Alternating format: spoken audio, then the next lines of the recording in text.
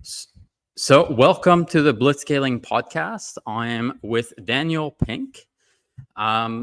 Daniel, you are the number one New York Times bestselling author of 7 books.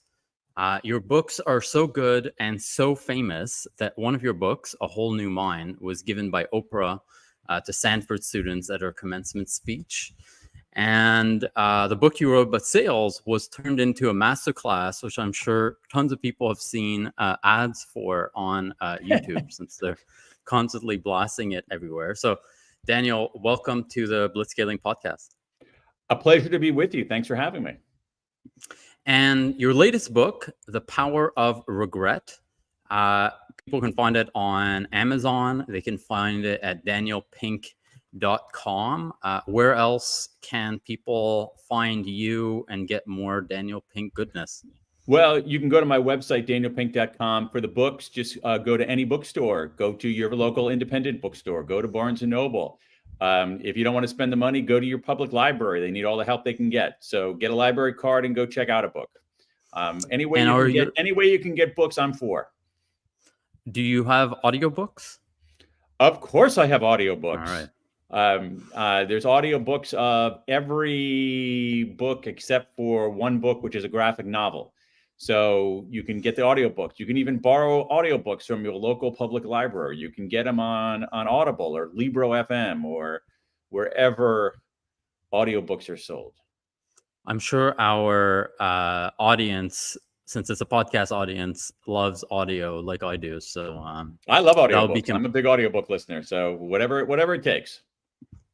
I noticed that when I listened like a million interviews you gave. So I've listened to every single interview you've ever given to prepare. And Good. I noticed you're saying sort of like ChatGPT or Claude, right? You're basically becoming your own large language model. Exactly. So you can answer these questions yourself. You don't even need me here.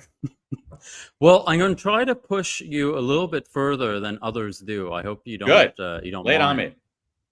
So before we do the interview, I actually have a personal question for you, which is I noticed that you are, as I was saying, I watched so many interviews with you. You like aged really, really well. I aged really well. Yeah. Well, it's very nice of you to say that. You might be the first person who has ever said that. Really? So I don't really have a good answer for you, except that I invest heavily in filters for StreamYard, for Zoom, for Instagram, for every photographic technology. I have cutting edge filtering technology, I guess is the reason for that. I'll have to invest in that myself. Okay, so you, Daniel Pink, grew up in Bexley City, Ohio. And wow, you did some research. Yeah, I told you I prepare thoroughly for interviews. Yeah. I love consuming content. So Bexley City, Ohio is where you're from. And what were you like when you were in Bexley City, Ohio? I was a studious, pretty compliant young person. I really didn't rock the boat very much.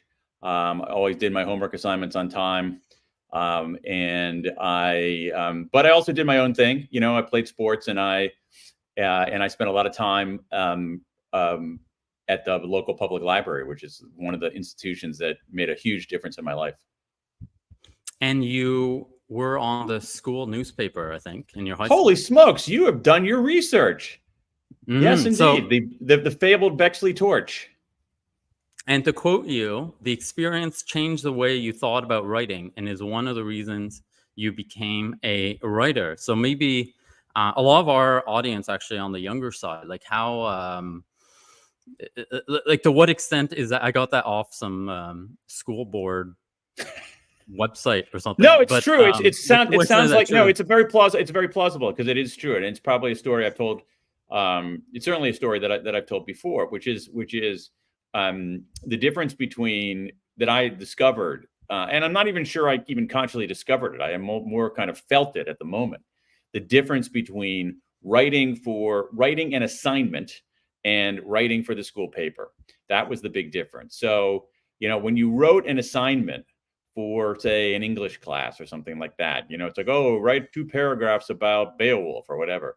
The goal was always to give the teacher what he or she wanted neatly and on time. You were basically just trying to be dutiful. You were trying to be, the word I used earlier, Julian, compliant. There was in many ways an exercise in compliance. And unfortunately, in the era in which I grew up, turning things in on time and neatly got you pretty good grades, actually. I mean, you didn't really have to do a hell of a lot. So I was used to doing that, and I got pretty good at it. Now, then I had an assignment to work for the school newspaper. I think I was a freshman, a first year, 9th grader. And I had to write a story for the school newspaper, and I had to go report it. So first of all, I had to figure out what my own freaking questions were. That's a challenge. But then when I wrote it, I realized that it wasn't the kind of thing that was going to be hermetically sealed in my English teacher's classroom, that it wasn't going to be the sort of thing that only one person read. It was the kind of thing that a lot of people were going to read. I mean, a lot in the eyes of a 14-year-old. And something clicked in my head. It really did. What clicked in my head, I'm mixing metaphors here. What clicked in my head is like, whoa, I gotta bring my A game here. I have to write something that is, first of all, I have to be right, because I'm going to be saying things about other people. So I want to be right. And I want to be fair. I want to get it right. And then also it has to be good, because other people are going to be reading it. And it's like, oh, I mean, I just like, wow, this feels different. That's all that I, as a 14-year-old, retrospectively, I look back on that and say, oh, you're learning what it means to be a writer. You got to get it right. You got to make it good. You got to think about the reader. And so that really was, I mean, again, I don't want to overstate how aware I was at age 14, but I do remember that moment. And from the vantage point of an adult, it was a transformative moment, truly. It's interesting. Like, I've reflected on kind of like the difference between school and the real world quite a bit.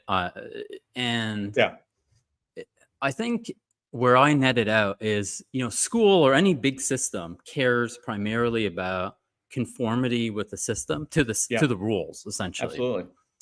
While if you're in the real world, you're dealing with other people, and other people care about themselves.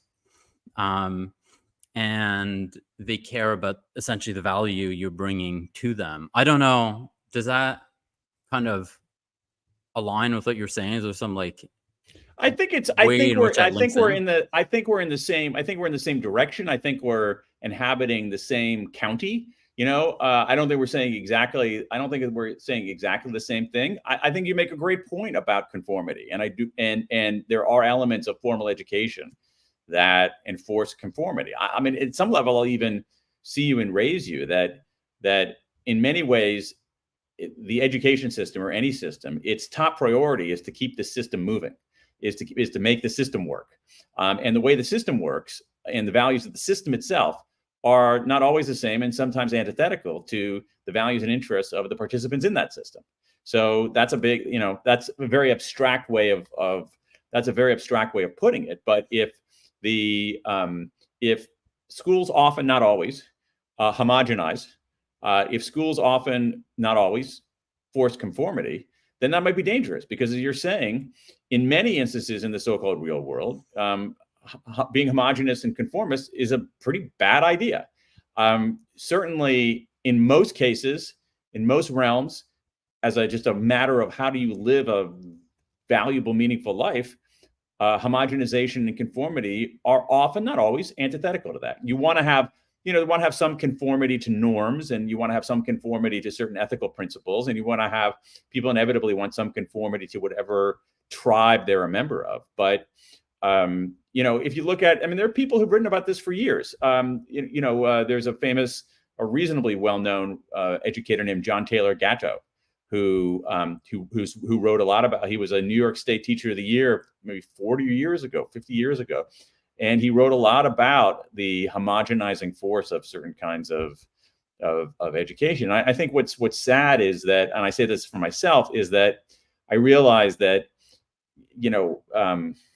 not through any bad intent, not because the people were bad or there's any kind of like conspiracy. It's just that I had to essentially unlearn some habits that I acquired in formal education and relearn actually other habits and how to learn. Now, the good news here, coming back full circle here, is that I actually learned some of those more valuable habits and some of those more valuable skills outside of school, in the public library, working for the school newspaper, even to some extent, playing, touch football in the street and playing pickup basketball. I mean, I learned there, you can learn a lot doing those kinds of things too.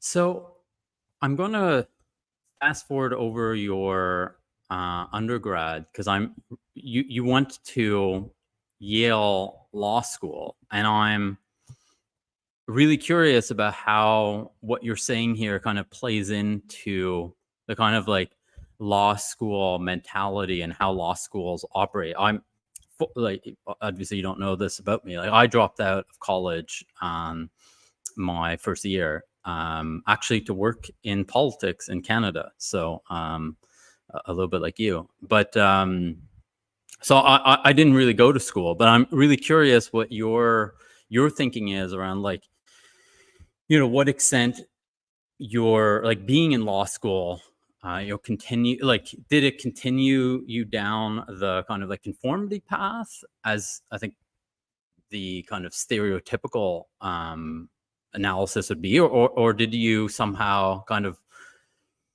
become sufficiently culturally competent to be able to get out of the conformity, or how did that work for you? I'm not sure. It's an interesting question. All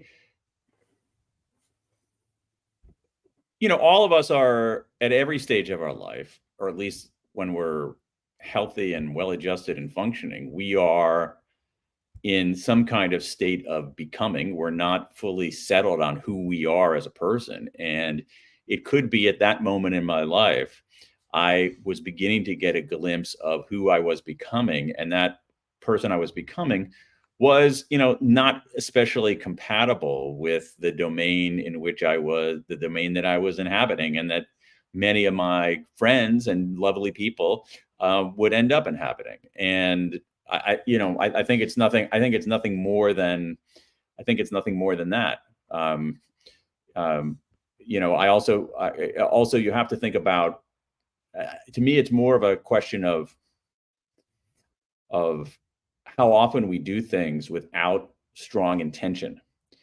We drift into things. We do things as default options. And one of the things I've discovered over my life is the importance, not in every single case, but in many cases, of just having intention, bringing that to the surface. And I have to say, I'm not sure I ever intended to go to college either. I just did. Right. I don't think I ever intended to go to law school. I just did. And later on, again, it's this kind of awakening that we all have, not necessarily this particular awakening, but healthy, well-adjusted people tend to awaken to new understandings of themselves and the world. Not necessarily mine, but this happens to be my version of it, which is that, I'm happier when I when I'm actually clear about my intention, when I exercise my intention, rather than just drift into things or conform or take a passive role. Now, obviously, you can't do that all the time, but if you can arrange, for me, I discovered over time that if I could arrange my life where I'm doing that more often than not and avoiding the opposite of that, I do better work and I'm happier. So people might not know, I only know this because my wife is a lawyer, that Yale Law School is, the like top law school in the world. At least I think Yale Law School graduates are kind of snobby about it.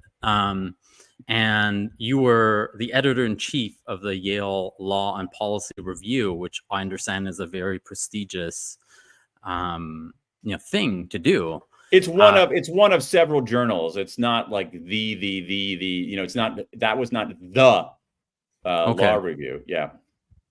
But still, I mean, this is a really big deal. And like, did you feel that like there's an argument to be made? So I went to McGill University, right? Which, in Canada, elite Canadian university. I mean, technically, but like in real life, it's not, right? And so if you drop out and you kind of say like, well, I'm not going to pursue this, I'm going to go and do something else, you're not leaving very much behind. While when you're on this like lawyer path and you're, at Yale, like there's got to be a pull to like, there's like, what I'm saying? It's kind of like there's a potentially a lot of upside to following the prescribed path, given these like amazing credentials. Yeah, there's also a downside. There's also a downside to pursuing something that you fundamentally don't enjoy, and in your deepest, darkest thoughts will admit you don't give a shit about. So right. Just pick your downside. That's what life is. So, okay, you then decide not to pursue law. You went into politics. Yeah. And you worked for Robert Reich, and eventually became the speechwriter for Al Gore when he was vice president. So what, I mean, I know you're kind of out of that world now, but what kind of like drew you to that, after law school? Well, I mean, I was always very keenly interested in politics from the time I was a kid. I found that world really fascinating. Part of me thought it was a way to like make a difference in some very small way, but also the domain itself was exciting. It was like sports, but it was sports with a much higher stake than who wins the Stanley Cup. It's sports with a stake of like where the country is going, or where this particular state or city is going. And it was, intellectually challenging and fascinating and fast paced. And I was into it. And I was much more into that than I was into, say, going to become a lawyer somewhere and doing that kind of work. The truth is that when I went to law school, it's ridiculous. I went with almost no idea of what lawyers actually did. And right. Truly. And once I understood what lawyers actually did, I was like, oh, wow, that doesn't sound that great. I don't think I want to do that. But politics sounded super interesting. So that's what I decided to do. So I worked on some campaigns. And, what I like about that world is that it's very fast paced, especially campaigns. They're very fast paced. There is a beginning, a middle, and an end. There is a clear outcome.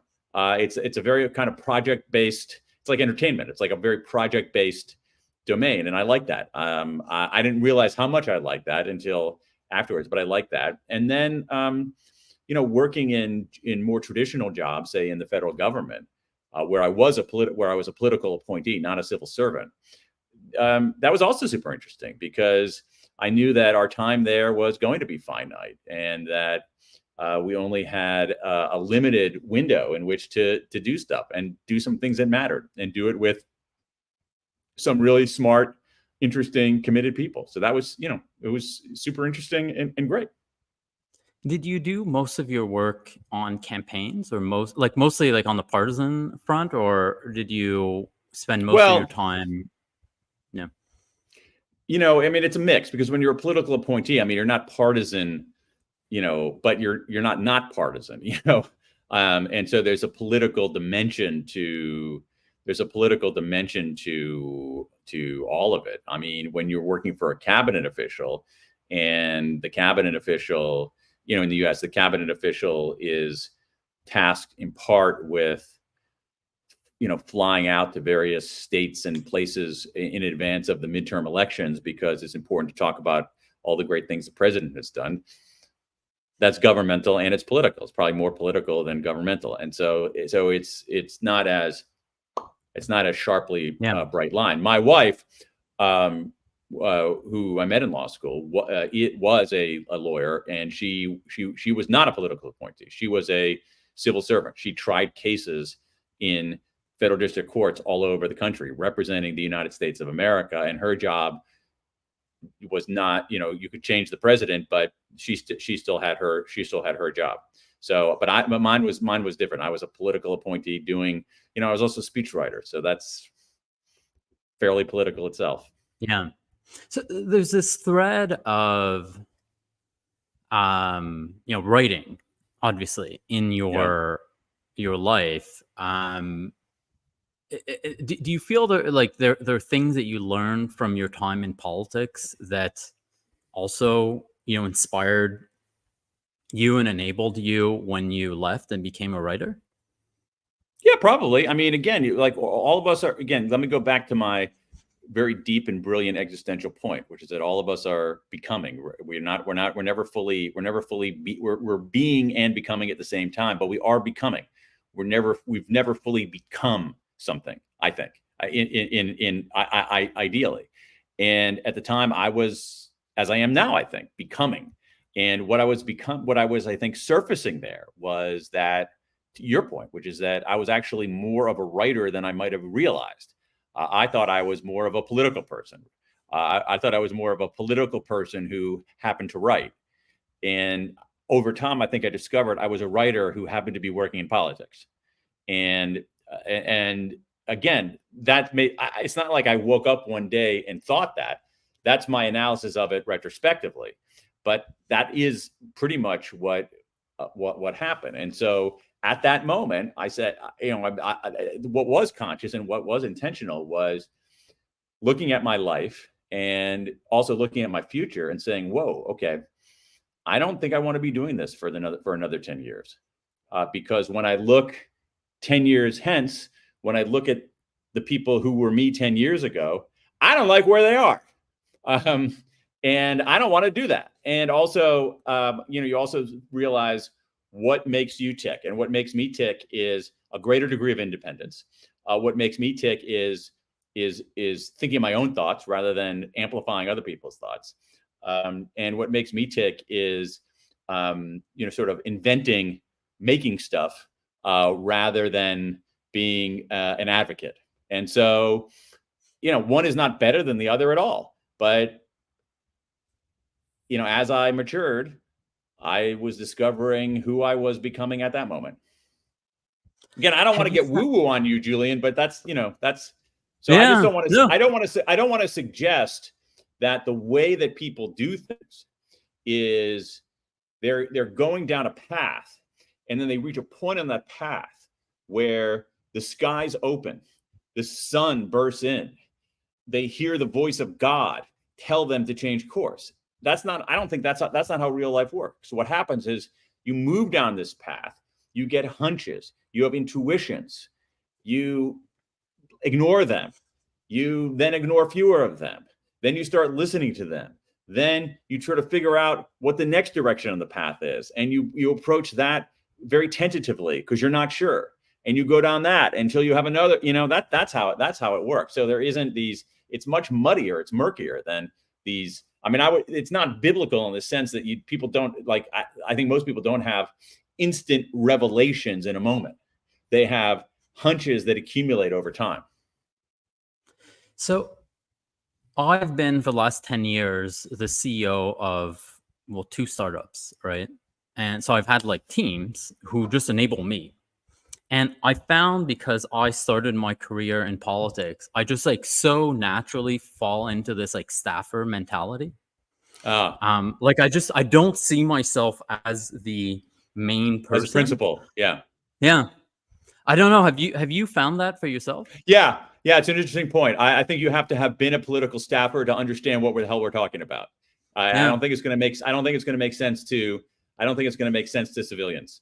But there is every once in a while, if I'm, out somewhere and I see a politician or even a CEO and I see the eager young people with them, it's like, oh, that used to be me. There is a kind of and I don't think it's a bad thing at all, because I don't think it's a bad thing for a leader to to do that, because what you're doing as a staff person is that your job is to help the principal be the best version of him or herself that person can be, and you are subordinate. There is a hierarchy. Now, for Yeah. me, I didn't want to live the rest of my life with that hierarchy, but I was perfectly fine with it at the time. I was a young kid. It's like I didn't deserve, like, the whoever, the cabinet official or the vice president of the United States is like, yeah, they're higher in the hierarchy than me. They should be higher in the hierarchy than me, and my job is to serve them. I have no problem. I have no problem with that, and I actually think that the mentality of service is to another in that way, even though it is hierarchical, can be useful. I think it can morph into obsequiousness if it goes on too long, but I don't. But I think again, my time working in politics was super interesting. I was very privileged to be able to do a lot of the things that I did. I was surrounded by some really, really excellent people. I cherish my time doing that. I just got to the point where it's like, this chapter is done. I don't want to do this for much longer. And I was perfectly happy to, put it in the rearview mirror. And it is, I mean, most people aren't aware of this outside of politics, but it is very rare to have people like you who kind of like leave politics and build an entire career that's not based somehow in their political stuff. It's I not don't know. that common. Yeah, because a lot of people like really love politics, and so they wanted to keep doing that, and I didn't want to keep doing that. It's not, I realized that what I wanted to do was something else. I mean, I'm again, maybe these people are faster learners than I am. Maybe they figured themselves out or figured a lot of themselves out earlier than I did. I said, okay, this has been interesting, but this is not what I want to do for the next 10 years or 20 years. God forbid, no way. So you wrote this article, like a really long article in Fast Company, Free Agent Nation, which then became a book that you wrote. Yes. What was that transition? Like what I guess part of it is, hey, I want to be a free agent. And then you're thinking about that, and then you became a free agent. But tell us a bit more of like how you made this transition to becoming an author. Well, I mean, I did it slowly. So, and when I say I did it, I really need to say that we did it, because when I went out on my own, I was married and I had a kid, and I still am married and I still have a kid, but I was a young husband and father, and there are responsibilities in that part of your life that are very different from the utter lack of responsibilities I had 10 years earlier. And so as a team, my wife and I, who completely 100% endorsed this move, set this move away from having a regular traditional job with a salary toward going out on my own and doing my own thing. We decided we did it in a very, very sensible way. We did it in a way that mitigated our risk.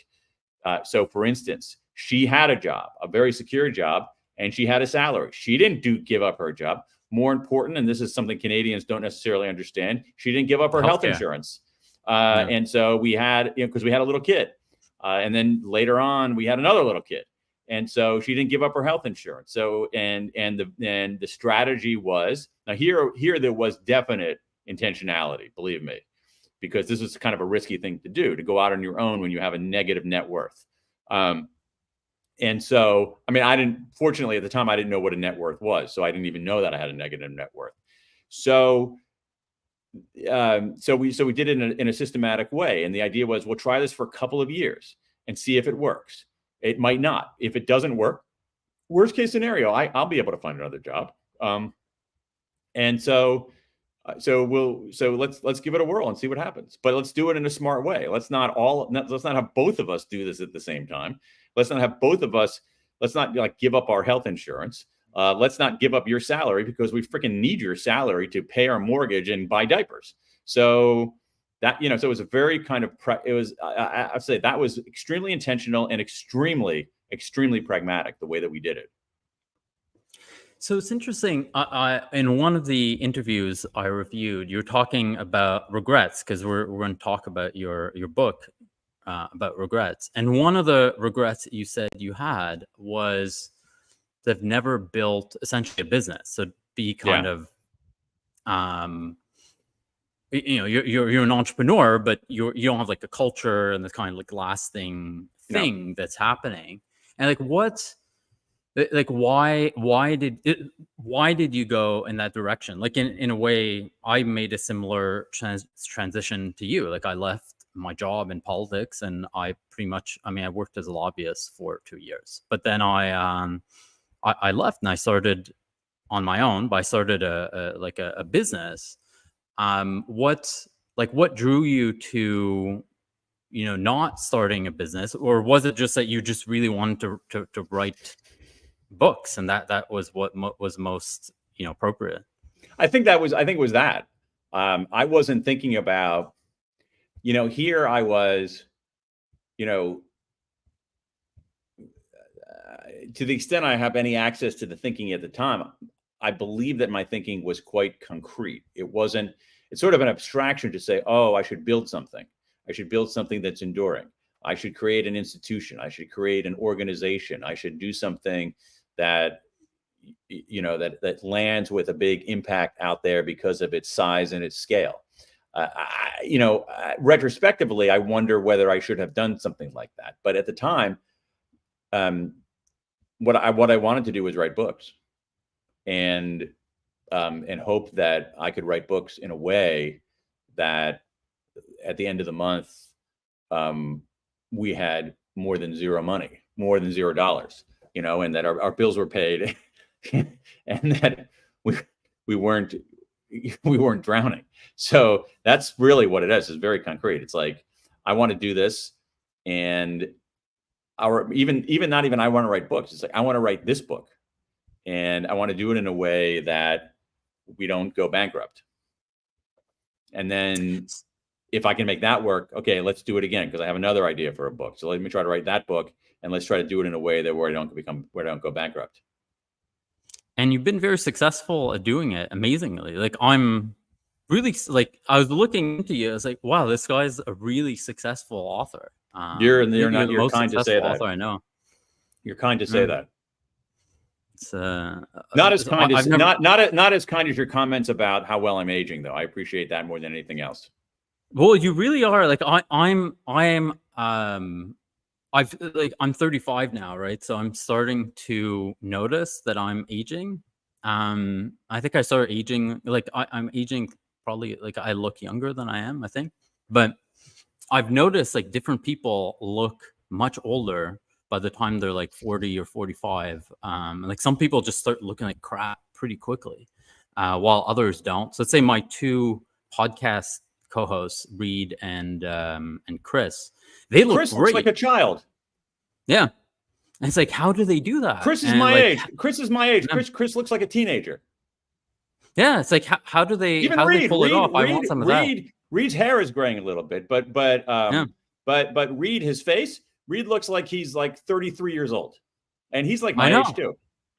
Well, that's what I want, more of that in my life. So maybe it's living in California, but then I don't know. You're in DC, so I don't know.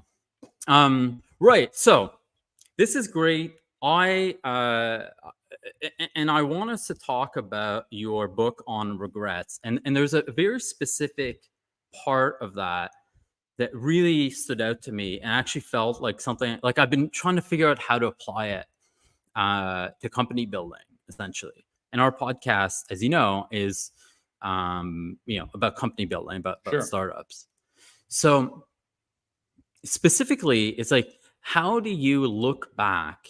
Like, how do you leverage negative emotions to improve, yourself, and to, enable other people to, do better the next time? Pretty much, there's like such a powerful concept, and maybe I'll let you expand on, what is regret, and like why is it powerful to like look at regret and look at negative, like be in touch with your negative emotions.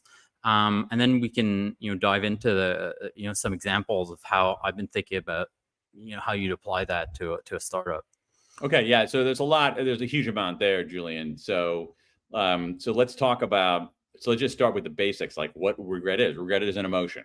It's an emotion that makes us feel worse. That's incredibly important. It's not like regret makes us feel worse. Now, scientists have been studying this emotion for over half a century, and we know two things that I can distill very quickly. One is that everybody has regrets. Regret makes us human. Everybody has regrets. This is actually really important because in a lot of the interviews I've done, people think that they're the only ones who have these kinds of regrets. They're the only ones who look backward and say, if only I had done this, if only I had not done that, things would be better, and I feel crappy about that. Everybody has regrets. It's one of the most common emotions that human beings have. Now, this is the puzzle. This is the puzzle of regret, which is that why would something so aversive? Okay, again, let's go back to first principles. Regret makes us feel worse. All right, it makes us feel worse. Why would feeling worse be so widespread?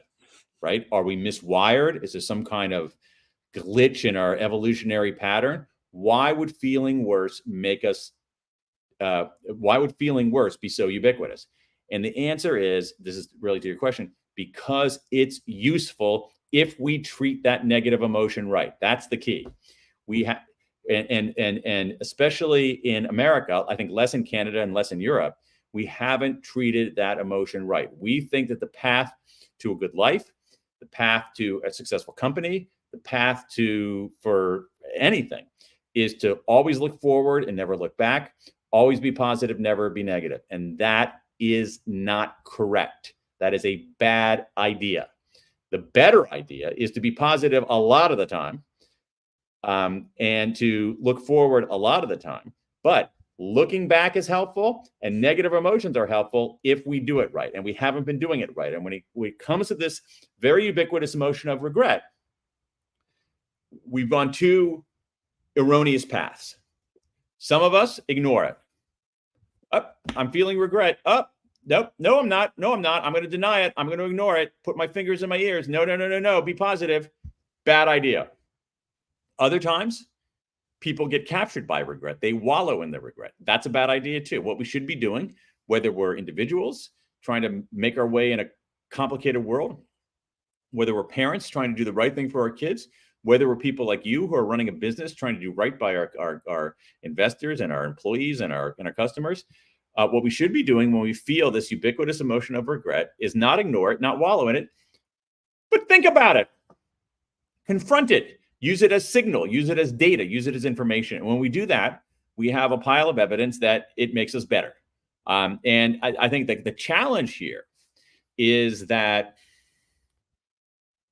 so the point is that regret makes us human and regret makes us better. And so people love the make us better part. People like saying, oh, wow, okay, yeah, I want to get better. I'm going to make better decisions. I want to be more strategic. But, I just don't want to feel bad.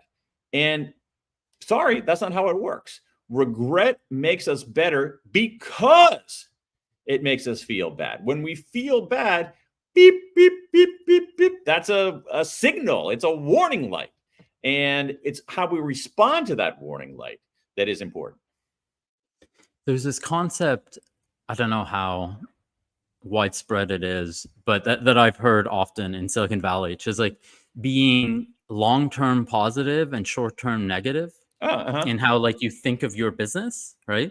So you want to be like really, really paranoid and pessimistic about everything that's happening, but at the same time be, super positive about the kind of prospects for your business long term. And you need to like have that balance, and communicate that balance internally to your team. And that somehow feels like the same motion as, how you're describing positive emotions and negative emotions. It's like, it's useful to feel the negative emotions because they teach you in the immediate term, right? You don't want to you want to be like short term in negative emotions, at least part of the time. but long term, optimistic and happy. And I don't know if you think there are parallels there. I think there are parallels. I think that's generally pretty good guidance, and it's an interesting way to look at it. And I think it's a useful lens for people to look at it that way. I'll give you an alternative lens. I think it's a very, very, very related lens, which is it's a different metaphor. It's a metaphor I use in the book, which is portfolios. Like you have an investment portfolio. In your investment portfolio, if you have an investment portfolio, you don't want to have a portfolio that exists only of cement companies, or only EV companies, or only, my portfolio is 100% Bitcoin. All right. That's a bad idea, right? You want to have some diversification. And so with our emotions, we want to have some diversification. We want to have a lot of positive emotions. They make things better. However, we don't want to have only positive emotions. We want some negative emotions because that's a more effective, more valuable portfolio. So I think that it's different. And when we look at our negative, there are plenty of negative. Here's the thing: negative emotions are functional. They're adaptive. Fear is adaptive. Grief is adaptive. Guilt is adaptive. There are negative emotions that are useful. That's why we have them. And so when you think about your portfolio, you can think of it as, okay, I want to have, a lot of positive emotions, mostly positive emotions, but I want some negative emotions in there, because if I'm not diversified, it's not going to be as valuable a portfolio. And, a way to do that, I think, is your idea of, in the short term, be a little bit negative, and in the long term, be quite positive. It's possible. Another way is almost like sort of the way we look at a problem. That is we can look at a problem narrowly in the short term, but we should look at it expansively in the long term. And what we have to be able to do is be able to toggle between the two. You can see this. I can see this as a writer. There's certain days where I have to finish that chapter, or I have to finish that article. And a way to finish that article is to think about all the horrible consequences that will ensue if I don't finish that article. Now, what I can also do is at moments take a more expansive view and say, why am I writing this article? Oh my gosh, this article is going to be great. It's going to contribute to the world in this way. But you have to be able to toggle. You have to have that diversification. And one of the things that I've seen is just the need in the world as human beings to be more ambidextrous than we typically are trained to be. And so, ambidexterity is on a whole range of things. Should you be analytic or should you be creative? Yes. Should you focus on executing the short term or having a vision in the long term? Yes. All these things are, again, it's a cliche. All these things are both and. I like the metaphor of ambidexterity, that you have to be able to move in different directions and understand that our bodies, ourselves are multi-part. And if you're only using one side, you're going to leave capacity on the table. So I don't know if you're too busy and important and serious to play video games. Do you ever play video games? I don't play a lot of video games. No, I don't. I don't. And I've always, but I respect the grammar of video games and the vernacular of video games and what video games do. I am totally not against video games. So I think they do something really interesting. Yeah. Have you ever played like these role-playing games where you're kind of like a character and you kind of like move around in the world? Yeah, and there's this first-person mode and a third-person mode. Like, do you know what I'm talking about? Exactly. That's a good analogy. Yeah. Yeah. It's like this. Like, I feel there's this underlying, mode of being that's necessary to be able to deal with your emotions in the way you describe, which is to like essentially play life in third-person modes instead of being like totally engaged in first-person mode in your emotions and your negative emotions, whatever they are. You want to be in like third-person mode, be like, yeah, I kind of do regret, like for me, when I was, thinking about this, I'm like, I think the biggest regret I have is that I just never talked to my parents or my family. Like, I just don't. because I live in the U.S., most of my adult life now, and I'm married to someone who's American, and I haven't been to Canada in like 6 years, and I haven't seen my parents in years, and like I should really do something about that, but it requires kind of like not being detached in a certain way from the emotions to be able to think in that way. But I write about that in the book. It's actually one of the remedies for regret, which is what's called in the psychological literature self-distancing, and it comes from this. The textbook example of it, or the textbook terminology of it, is something called Solomon's paradox, where King Solomon was this incredibly wise decision maker, but he sucked at making decisions in his own life. His own life was a wreck. Okay, so how could somebody so wise, who gave such great counsel to others, be so terrible and stupid in his own life? And that's Solomon's paradox. And so what we see is that human beings tend to be good problem solvers, but not that good at solving our own problems, very good at solving other people's problems. So one way to solve our own problems is, let me pay off your point, get out of first person mode, go into third person mode, and actually, take a distance from yourself. So we see things like questions you can ask yourself, like, if your best friend were in this situation, what would you tell her to do? Instead of asking yourself, what should I do? Ask yourself, what should Dan do? Like, literally use the third person terminology there. There's a great, this is a Silicon Valley chestnut that Andy Grove, the former CEO of Intel, used to do, where he said if he was faced with a tough decision, he would ask himself, if I were replaced tomorrow, what would my successor do? And he always knew what to do. So that going in from first person mode to third person mode is fantastic for certain kinds of problem solving. Now, you don't want to live your whole life in third person mode, because you're not, you're kind of hovering over everything. You're not fully you're not fully there. But this is what I mean. I don't know the right metaphor here. I mean, we're searching for metaphors, but I actually think that the computer metaphor of toggling is appropriate here. So you have to toggle between first person mode and third person mode. You have to toggle. You have to be ambidextrous and be able to think narrowly and short term, and expansively and long term. You have to toggle between being sort of inventive and iterative, and being hard nosed and analytical. You can't, if you're only right-handed, you're not gonna have full capacity. Okay, so let me give you a couple situations that come up for me, and I think for entrepreneurs in general, and I want to ask you how we can use negative emotions to help us perform better. All right. So one really obvious and easy one is, I'm interviewing you now. Okay.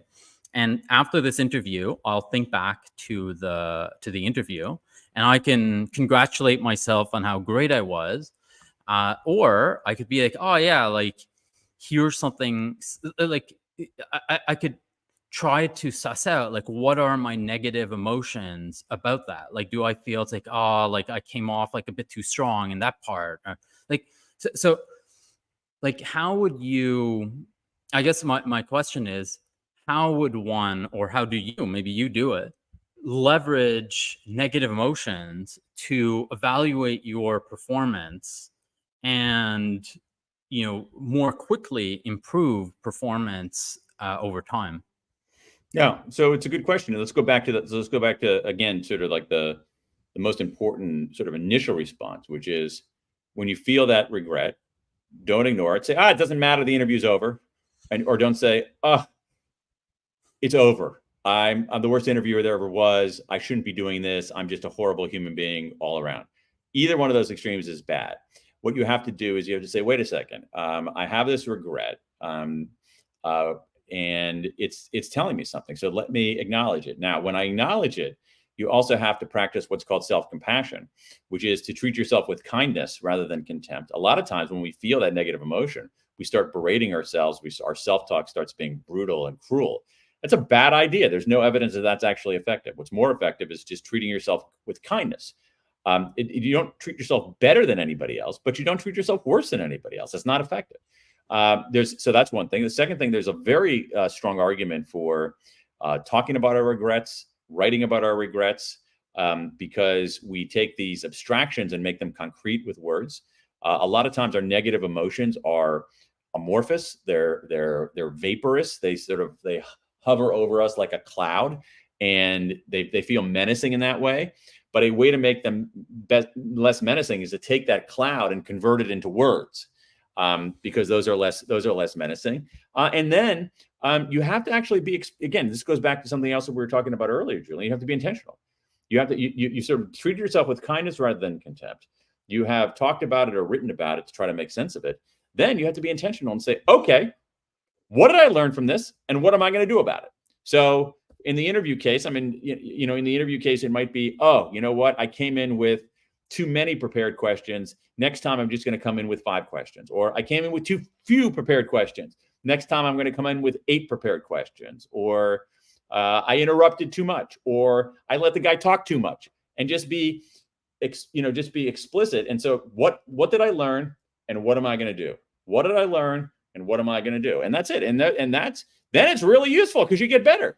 I mean, it's like, we know this from sports. Why do athletes watch, film tape, video of their tennis matches or basketball games or whatever?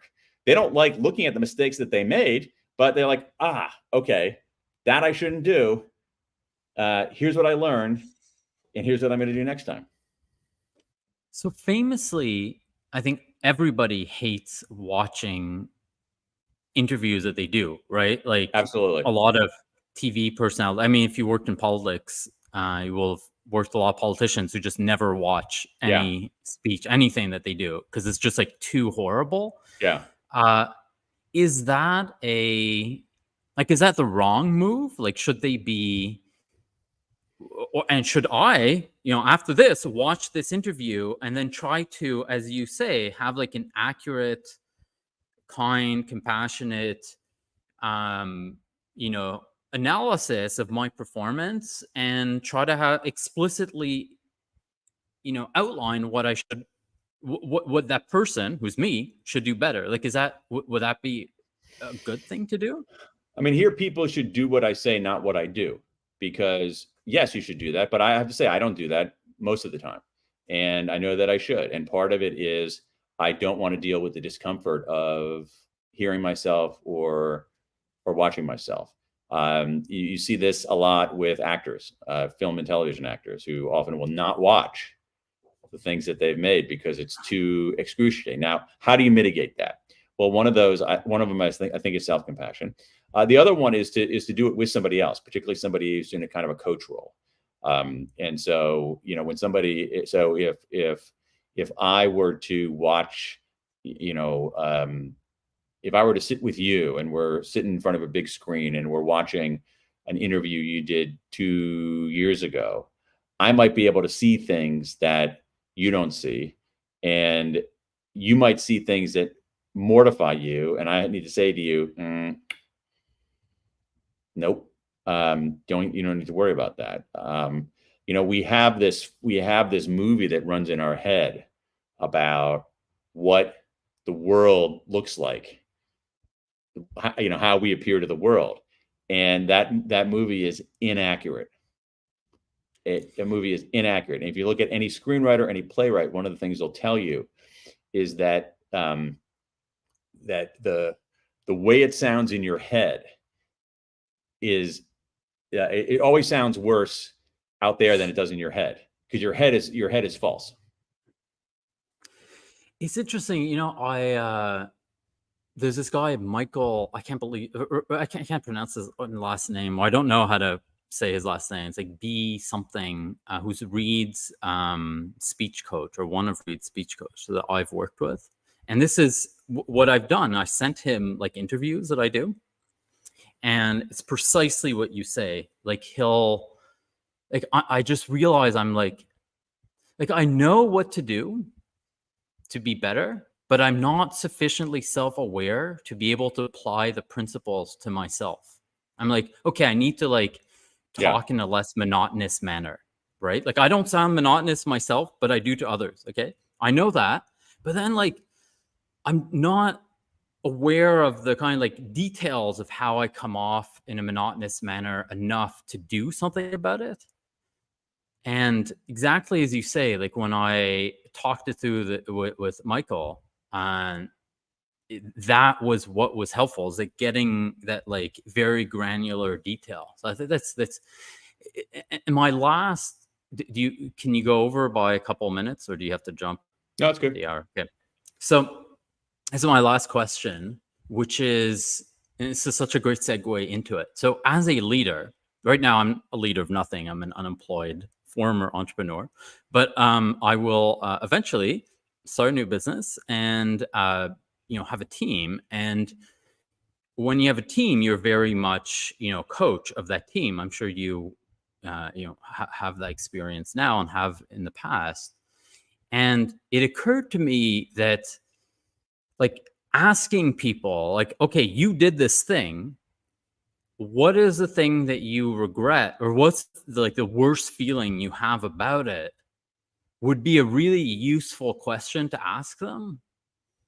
And like, how, but what's the right way to do that? And I think part of it is to be able to give them that, those details that they would be missing, but and maybe help them be more compassionate, so things that you've touched on. But like, how would our audience who are leading teams, whether small or big, it's all kind of the same thing, how would they leverage negative emotions and regret to be able to better coach their teams? Yeah, I mean, I think that one easy, I don't want to say it's easy, but one thing that they could do would be to share their own regrets with people. So they can say, and I think it enhances their leadership. Here's something I regret. Here's what I learned from it. Here's what I'm going to do about it. I think and I think what that does is that shows a degree of vulnerability. I think it creates a degree of psychological safety that makes people more willing to share their own setbacks and screw ups. And by articulating it, you force yourself to figure out what is the lesson that I've learned and what am I going to do about it. Now, an alternative would be to do it in a group, and you see some examples of this where I say, here's a regret. Here's what I think I learned from it. What do you, fellow 5-6 people, what do you think I should do next? And get advice from them. Again, we're going to go out. We're going to go lean into Solomon's paradox, where it's like the 5 other people are more likely to see my situation clearly and holistically than I am. And so do it that way. The most important thing is to recognize that everybody has regrets. It's completely normal, which is why we have to normalize it, and to have open conversations about it, but not self-flagellating conversations about it, productive conversations where we say, here's my regret. Here's what I learned. Here's what I'm going to do about it. Or here's my regret. What's the lesson here, everybody? What do you think? And what do you think I should do about it? And that's productive. I really love that. And, I think that's exactly the right thing to do. And the reason I think it's exactly the right thing to do is I'm realizing, as you described this, that Reed is the most world-class at doing that. Like, that's precisely what he does all the time. Yeah. And now that you've kind of outlined it in this way, it's just like so clear why that's think about Reed's manner compared to many of his contemporaries. The guy is like totally down to earth, totally chill, very honest, very modest, not full of it. And I think that's one of the secrets to his success. He's not bombastic. He is self-effacing. He's honest, but he's also not self-flagellating. He's not like dismissing himself. He's just, he's neither full of himself nor deeply insecure. He's just straightforward and good. And that's how I think we all should be. So, okay, Daniel Pink, thank you so much for your time and for joining us. Again, people can find your book at danielpink.com. That's probably where the best place to send them, but also Amazon. There's also an audio book for all the audio fans. And the thing that I regret from this interview is not doing a shout out halfway through, which I'm supposed to do to get people to like and subscribe our when they're watching. So I will do it now, which is please follow if we're on if you're on Spotify or Apple Podcasts, or subscribe on YouTube, or So again, everyone who listened, thank you for your time. Dan, thank you for joining us. Total pleasure. Thanks for having me.